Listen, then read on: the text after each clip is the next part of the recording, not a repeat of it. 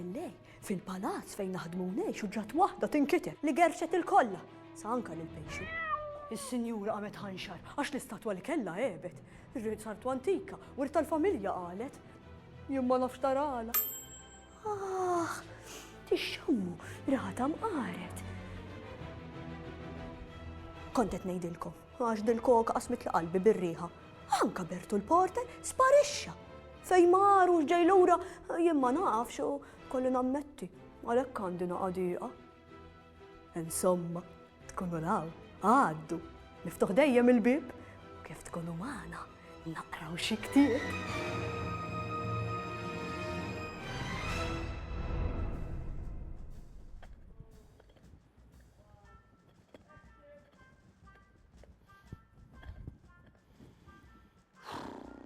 Nervi u xi dwejja għandi.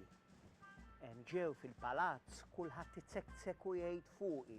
Dila forsi nistindika ħanara fejn qegħdin u x'qegħdin jagħmlu ma huma l-ħin kollu ipaxbxu u jgħidu fuqi.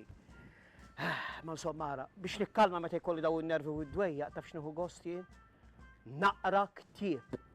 U hekk sa nagħmel. U l-ktieb li ħanaqralkom huwa Pegasu iż-żiemel li jtir.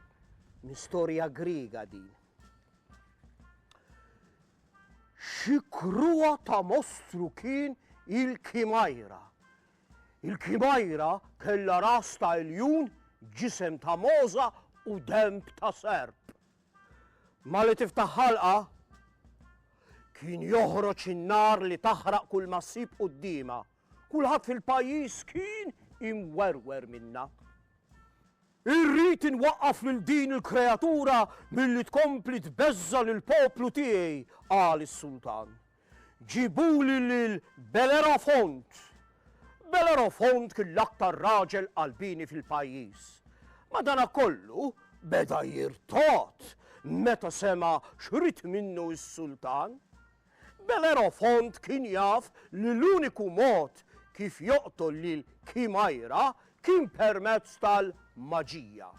Għalhekk mar iżur wieħed saħħar għaref. Tassew l-Kimajra hija kreatura perikoluża ħafna. Qallu s-saħħar għaref. Ħadd minn dawk li ppruvaw joqtluha ma rnexxielhom jibqgħu ħajjin.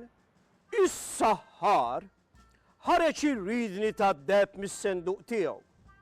L-uniku mod kif tista' toqrob lejn il-mostru huwa minn fuq qallu.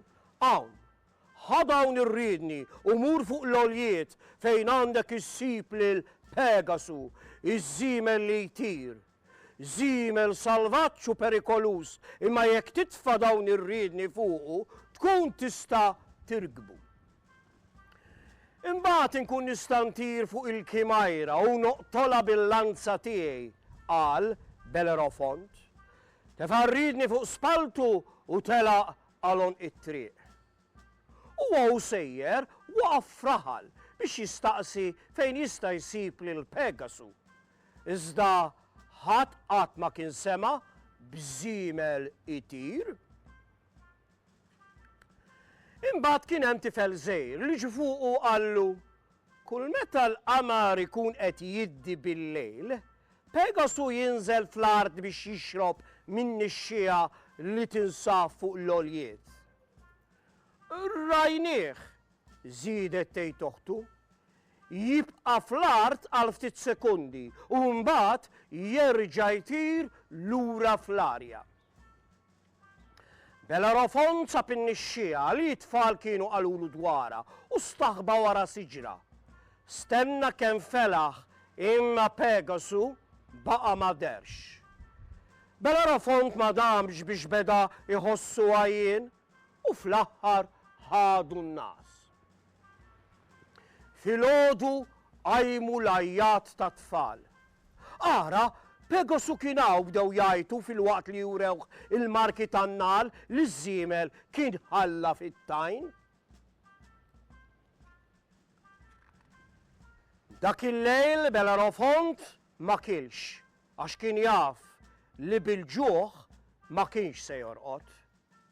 Eżatt wara nofs il-lejl, sema bħal taħbit ta' ġwina u wara it-qawwib ta' żiemel, Pegasu.